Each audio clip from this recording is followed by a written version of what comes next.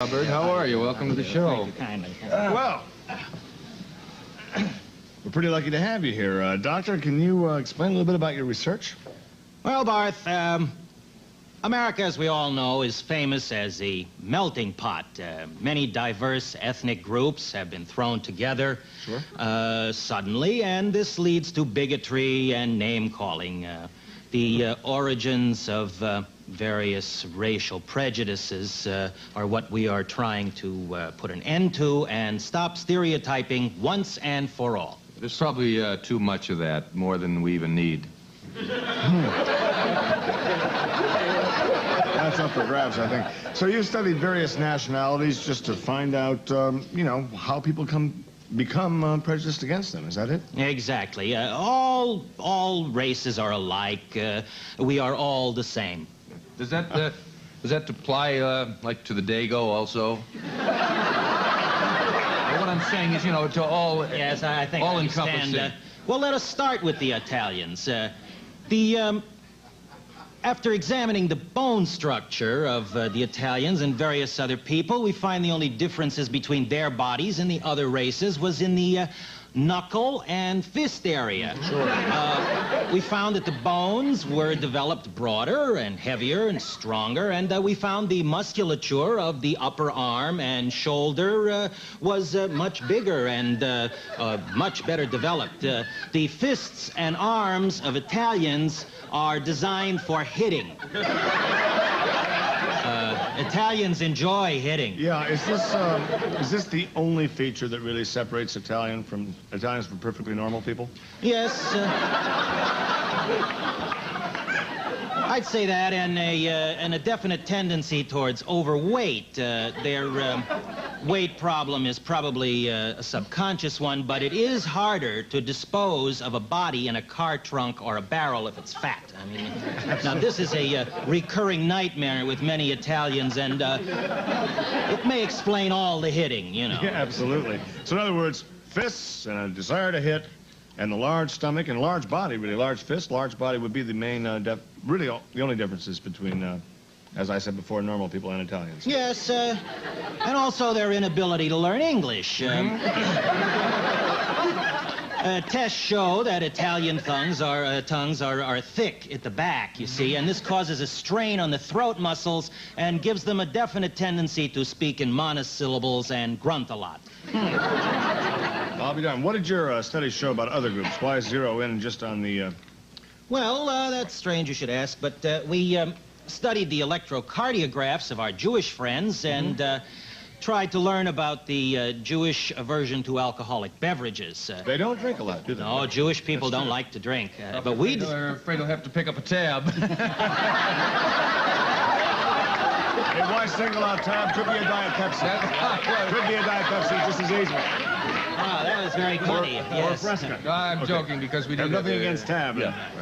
Well, We did have a Jewish person on the show earlier, and I think we all came to know his type of people a little better, and I think really? we're all a little Absolutely. richer for it, too. oh, So what did you find? well, all that strictly toward one side. We discovered that when Jewish people are drinking and the glass is half empty, you see, the rim of the glass comes to rest against the bridge of the nose, and the magnitude of the nose acts as an obstacle to drinking and as a deterrent. It's not so much they don't want to drink, they simply can't drink That's that last exactly right. Physical problem Can't as get opposed to to a it. mental or any religious or moral. Okay, doctor, but how about the Irish? Now, they're known as really big drinkers. Now, how would you explain that? Well, the Irish, you see, they drink more because they have little tiny noses, and also they are totally insensitive to embarrassment. A wild Irish nose. And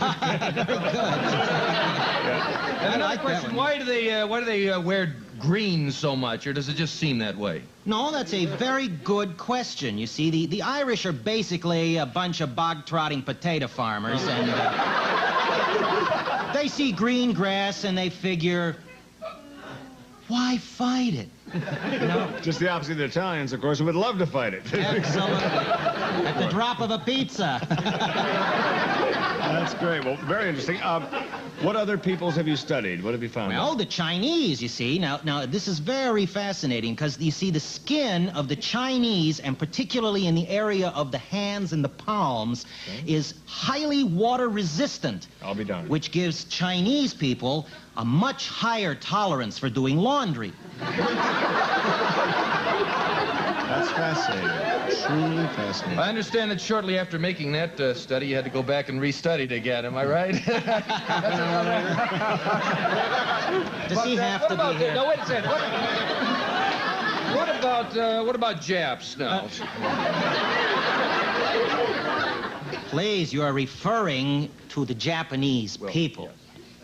We studied them. We took a group of Japanese babies and put a bush in their playpen.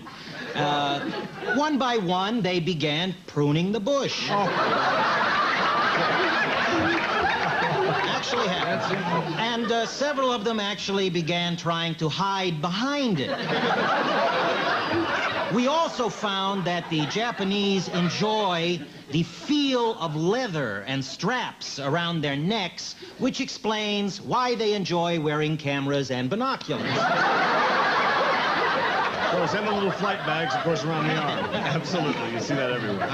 I'm kind of curious, what about, let's say, well, I don't think we've touched on the Latin and Spanish people. We've had an influx of them lately. What do you think of them? Well, you see, the Latin and the Spanish people exhibit a trait we call proximity desirability.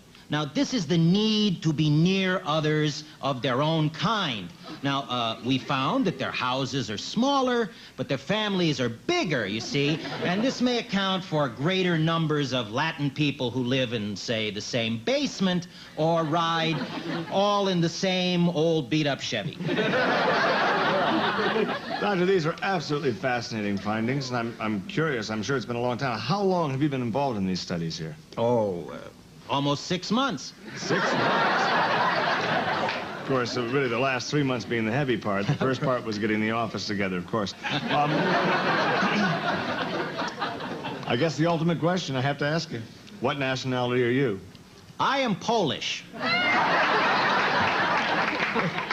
I don't need to tell you. I'm sure it's not news that a lot of people have told Polish jokes, you know, and I could tell you some right now, but I'd have to tell them kind of slowly, wouldn't I?